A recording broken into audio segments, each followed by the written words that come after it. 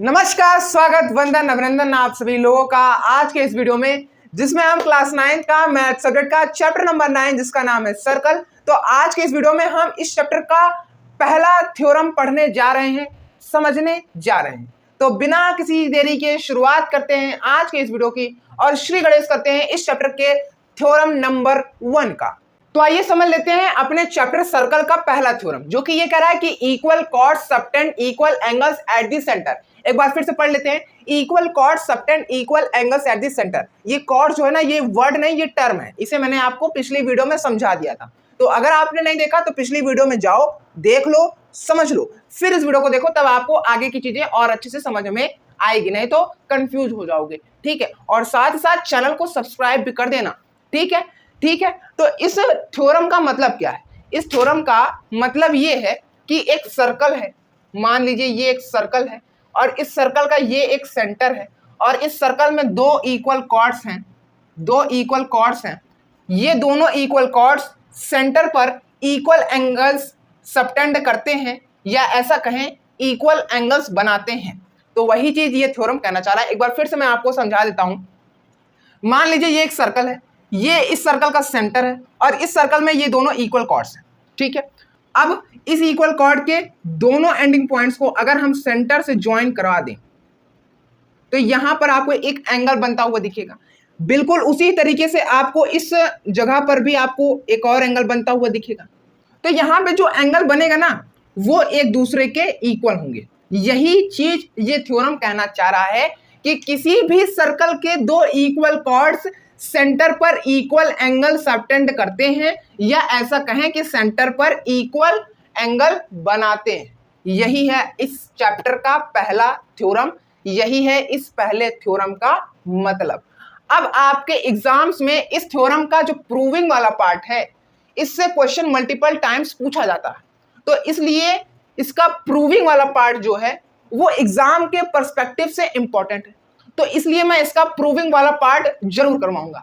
ठीक है, ठीक है। बहुत ही सिंपल है इसका प्रूविंग वाला पार्ट। जिन्होंने ट्रायंगल चैप्टर पढ़ा है ना, उनको इसका प्रूविंग वाला पार्ट हलवा लगेगा, हलवा, सच बोल रहा हूं। तो बिना किसी देरी के बढ़ते हैं इस थ्योरम के प्रूविंग वाले पार्ट पर। तो मान लीजिए हमारा एक क्वेश्चन है कि prove that equal chords subtend equal angles at the centre of the circle.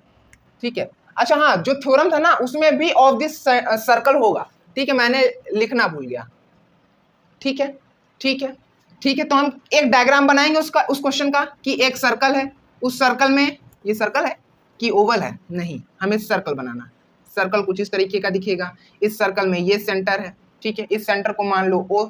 ठीक है, और दो इक्वल कॉर्ड्स बना लो। ठीक है, एक कॉर्ड को मान लो AB और दूसरे कॉर्ड को मान लो DC। ठीक है, ठीक है, ठीक है। तो सबसे पहले हम क्या लिखेंगे प्रूविंग वाले क्वेश्चन के सॉल्यूशन में? गिवन लिखेंगे। गिवन में क्या लिखेंगे? गिवन में लिखेंगे कि AB is equal to CD, क्योंकि लिखा है ना equal chord subtend equal angles at the centre. तो जो इक्वल एंगल्स है इसे हमें प्रूव करना है, और जो इक्वल कॉर्ड्स ये लिखा है ये हमें क्वेश्चन में दिया है। ठीक है, बात की गहराइयों को समझो। गिवन के बाद क्या लिखेंगे? गिवन के बाद हम लिखेंगे टू प्रूव। टू प्रूव में हम लिखेंगे कॉर्ड्स सबटेंड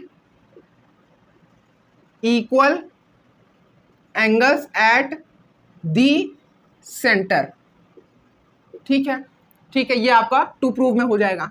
टू प्रूव के बाद हम लिखेंगे कंस्ट्रक्शन, क्योंकि हमें डायग्राम में और भी चीजें ऐड करनी है। क्या क्या ऐड करनी है इसे मैंने आपको पहले ही बता दिया कि हम इन दोनों कॉर्ड्स के एंडिंग पॉइंट्स को सेंटर से ज्वाइन कर देंगे। ठीक है, ठीक है, ठीक है, ठीक है। तो कंस्ट्रक्शन में क्या लिखेंगे? कंस्ट्रक्शन में लिखेंगे join OD, OC, OA and OB। Construction के बाद लिखेंगे प्रूफ, जिसमें हम इस थ्योरम का पूरा क्रियाकलाप करेंगे इस थ्योरम को प्रूव करने के लिए। ठीक है, ठीक है। तो प्रूफ में सबसे पहले क्या लिखेंगे? प्रूफ में लिखेंगे सबसे पहले, अच्छा यहाँ पे आपको दो ट्रायंगल बनता हुआ दिख रहा है कि नहीं? बिल्कुल दिख रहा है। कौन सा ट्रायंगल बनता हुआ दिख रहा है? इन ट्रायंगल AOB, और दूसरा कौन सा ट्रायंगल दिख रहा है? Triangle DOC। ठीक है, तो इन दोनों ट्रायंगल्स को हमें कॉन्ग्रुएंट प्रूव करना होगा। अगर ये दोनों ट्रायंगल्स कॉन्ग्रुएंट प्रूव हो जा रहे हैं तभी हम बाय CPCT हम यहाँ पे बनने वाले एंगल्स को इक्वल शो कर पाएंगे, इक्वल प्रूव कर पाएंगे। ठीक है, ठीक है, ठीक है। तो सबसे पहली चीज हम क्या शो करेंगे इक्वल इन दोनों ट्रायंगल्स को कॉन्ग्रुएंट प्रूव करने के लिए। तो सबसे पहली चीज हम ये लिखेंगे कि AB is equal to CD। ये कैसे मैंने कहा, ये भैया क्वेश्चन में ही हमें गिवन था, ये भैया हमें स्टेटमेंट में ही गिवन था। ठीक है, दूसरी चीज क्या इक्वल शो कर सकते हैं, दूसरी चीज हम इक्वल शो कर सकते हैं कि AO बराबर DO, AO बराबर DO। और क्या उसी तरीके से इक्वल शो कर सकते हैं BO बराबर OC या CO, BO बराबर CO।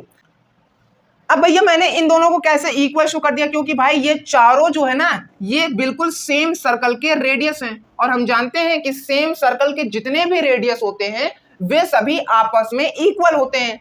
ठीक है, तो हमें मिनिमम 3 चीजें शो करनी थी इन दोनों ट्रायंगल्स को कॉन्ग्रुएंट प्रूफ करने के लिए, हमने वो इक्वल शो कर दिया। तो हम ये कह सकते हैं कि by S congruency rule triangle AOB is congruent to triangle DOC।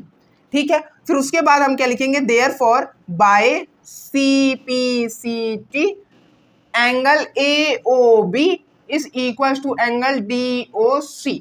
यही चीज तो हमें यहां प्रूव करनी थी, ये चीज प्रूफ हो गई। तो हम आगे 2 शब्द लिखेंगे HP, यानी कि हेंस प्रूफ्ड।